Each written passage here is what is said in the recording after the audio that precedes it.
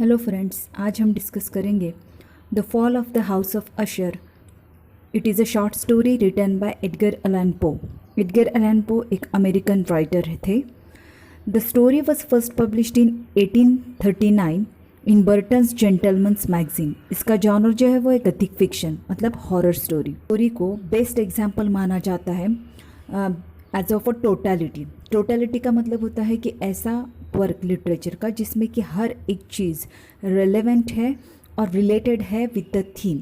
इसमें जब ये स्टोरी को आप पढ़ोगे तो इसमें का each and every sentence is contributing in creating the mysterious atmosphere which is very much needed for the Gothic fiction. अब देखते हैं इस स्टोरी के कैरेक्टर्स, इंपॉर्टेंट कैरेक्टर्स। सबसे पहले है नैरेटर, जिसका नाम हमें नहीं बताया गया है। ये नैरेटर के पॉइंट ऑफ व्यू से हम इस स्टोरी को सुनने वाले हैं। रॉड्रिक अशर, ये बेस्ट फ्रेंड है नैरेटर का और ये थोड़ा बीमार है, मे बी मेंटली, और फिजिकल इलनेस की वजह से उसका मेंटल इलनेस थोड़ा बढ़ जाता है, लेकिन उसे एग्जैक्ट कौन सी बीमारी है ये हमें नहीं पता। मैडेलिन अशर, ये रॉड्रिक अशर की बहन है और इसे कैटेलेप्सी की बीमारी है, जिसमें लिम्स जो होते हैं मतलब हाथ और पाँव दोनों की मूवमेंट रुक जाती है और पर्सन को जैसे सीजर्स आते हो, जैसे कि कुछ पल के लिए ऐसा लगता है जैसे मानो कि वो पर्सन डेड हो चुका है। अब ये है इसमें के 3 इंपॉर्टेंट कैरेक्टर्स। अब बढ़ते हैं स्टोरी की तरफ। का जो नैरेटर है, एन अननेम्ड नैरेटर, वो आता है घर के सामने। ऐसा घर जिसका नाम है द हाउस ऑफ अशर, और ये घर जो है ये काफ़ी अजीब है। उस घर के आसपास का एटमॉस्फेयर जब नैरेटर देखता है तो वहाँ पर सब डिकिंग ट्रीज़ होते हैं, फ्रेश ट्रीज़ नहीं होते जिन पे फ्रेश लीव्स हो। ऐसा लगता है मानो सारे मर रहे हो, ऐसे पेड़ पौधे वहाँ पर होते हैं। एक मर्की पॉन्ड वहाँ पे होता है जिसमें का जो पानी होता है उसको देखकर आपको फ्रेशनेस नहीं लगेगा, उसमें डिकेइंग ट्रीज़ का रिफ्लेक्शन देखने को मिलता है। तो ओवरऑल एटमॉस्फेयर, वो घर की बिल्डिंग जिस तरीके होती है उसमें क्रैक होता है रूफ से लेकर ग्राउंड तक।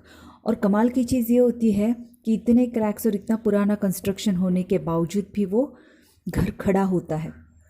अब नैरेटर को वहाँ पर जाने के बाद में एक ग्लूमी एटमॉस्फेयर फील होता है, एक तरीके का सैडनेस फील होता है, बट अब उसे वहाँ रहना पड़ेगा क्योंकि उसके दोस्त रॉड्रिक अशर ने उसे एक लेटर लिखा था और उसे वहाँ पर बुलवाया था।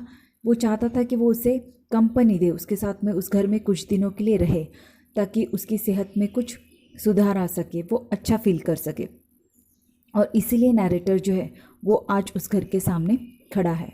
अब जिस दिन नैरेटर वहाँ पहुँचता है वहाँ पे काफ़ी डार्क, डल और साउंडलेस एटमॉस्फेयर होता है। अजीब तरह की उदासी होती है एटमॉस्फेयर में। अब नैरेटर सोचता है कि मुझे अभी यहाँ कुछ हफ्तों तक रहना पड़ेगा अपने दोस्त के लिए। एक्चुअली रॉड्रिक अशर जो है वो नैरेटर का बचपन का दोस्त होता है, लेकिन काफ़ी दिनों से उन दोनों का कुछ कांटेक्ट नहीं होता है और सडनली ये लेटर आता है रॉड्रिक अशर की तरफ से। लेकिन अपने दोस्त की हेल्प करने के लिए नैरेटर वहाँ पहुँच जाता है। इतने दिल से उसने वो लेटर लिखा होता है कि नैरेटर उसे मना नहीं कर पाता। अब जब वो वहाँ पहुँचता है, घर में इंटर करता है, तो सारे कमरे, वहाँ पे की बड़ी बड़ी विंडोज़, जो भी सामान वहाँ रखा होता है, बुक्स होती है, म्यूज़िकल इंस्ट्रूमेंट्स होते हैं, ये सब देखकर भी नैरेटर को अच्छा फील नहीं होता है क्योंकि हर तरफ डार्कनेस होता है, बहुत ज़्यादा लाइट नहीं होती है, थोड़ा भी फ्रेशनेस नहीं होता है। जब वो अपने दोस्त को मिलता है रॉड्रिक अशर को तो वो भी काफ़ी पेल नज़र आता है बिकॉज ऑफ अ सिकनेस। उसके चेहरे पर थोड़ा भी एनर्जी नहीं होती है, या लाइफ जीने के लिए जो एक अलाइवनेस लगता है, दिखता है इंसान में, वो नहीं होता है, थोड़ा भी एंथुजियाज़म नहीं होता है। तो ऐसा होता है रॉड्रिक अशर जब नैरेटर उससे मिलता है। अब एक्चुअली ये जो अशर फैमिली होती है काफ़ी फेमस होती है उनके डेडिकेशन के लिए, आर्ट के लिए।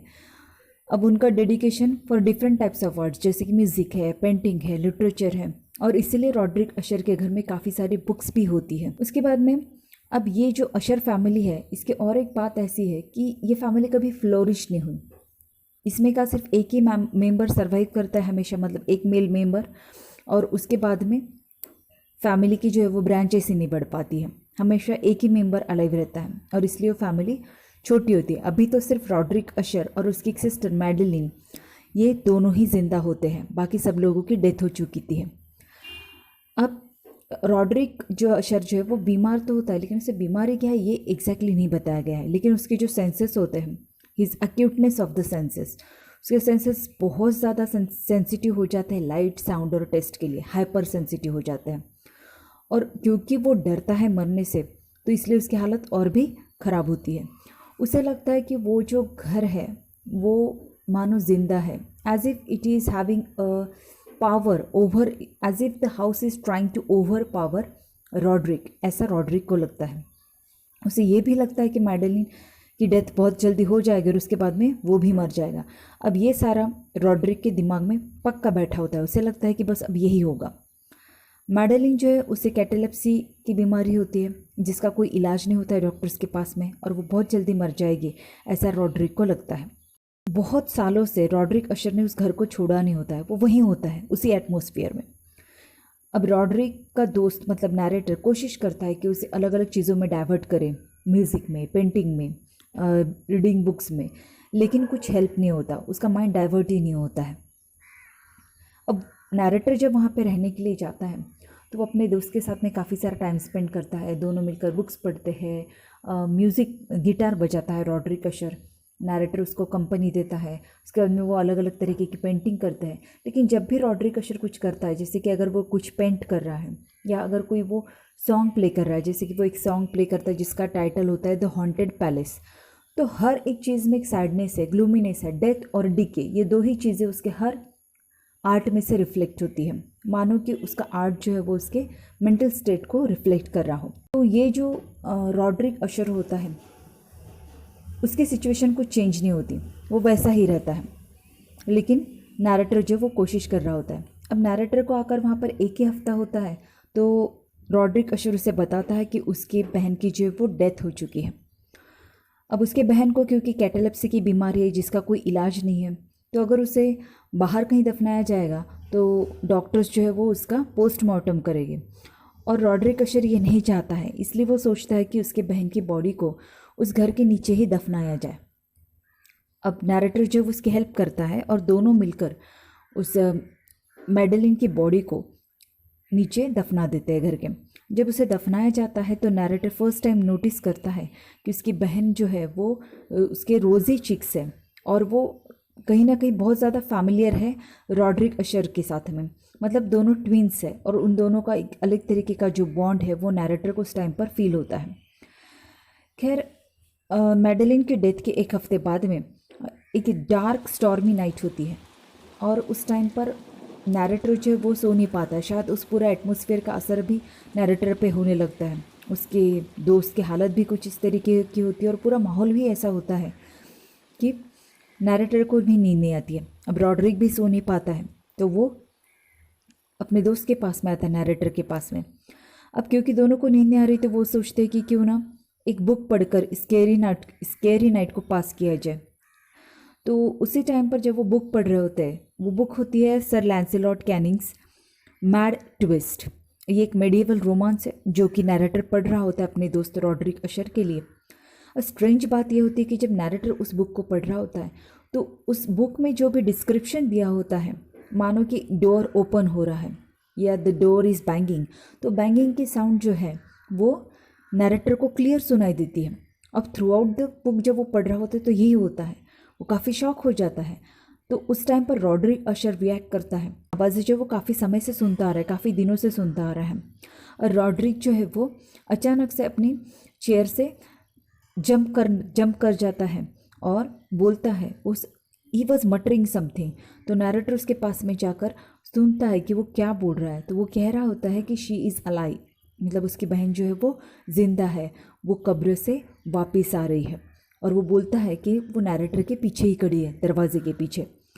अब हवा से जो दरवाज़ा होता है वो अचानक से ओपन हो जाता है और मैडेलिन वहाँ पर दिखती है। और वो मैडेलिन जो है वो वाइट रोब में होती है, वाइट ड्रेस में होती है, और उसके बदन पे पूरी तरीके से ब्लड लगा होता है।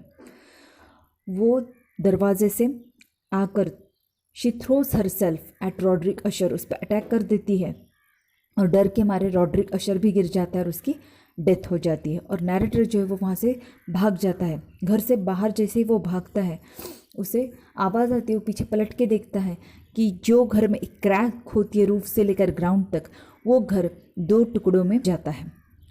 Okay, the house of Usher crack in 2 and sink into the dark pool. That lies before it. तो इस तरीके से उस द हाउस ऑफ अशर का क्रम्बलनेस आखिरी में दिखाया गया है। तो यहाँ पर ख़त्म होती है ये स्टोरी। अब इम्पॉर्टेंट चीज़ ये है कि जब एक्चुअली नैरेटर उस घर में आता है तो उसकी बहन जिंदा होती है, रॉड्रिक अशर की, लेकिन जब उसे बरी कर दिया जाता है तो वापस कैसे आती है? इसकी वजह ये होती है कि एक्चुअली रॉड्रिक अशर के दिमाग में, ये दिमाग का खेल होता है, उसे बहुत ज़्यादा डर बैठा होता है उसके दिमाग में। मे बी उसकी बहन को कैटेलेप्सी का अटैक आया होगा जिसकी वजह से उसकी बॉडी मूव नहीं कर पाती है और वो उसे ज़िंदा ही, बाय मिस्टेक उसे ज़िंदा ही दफना देते हैं। और नैरेटर भी नोटिस करता है कि जब मैडेलिन को दफनाया जाता है तो उसके चेहरे पे एक स्माइल होता है, ऐसा लगता है मानो वो ज़िंदा ही हो, और शायद वो ज़िंदा ही थी, शायद उसका बाय मिस्टेक मर्डर हो जाता है। तो ये थी the story the fall of the house of Ashar.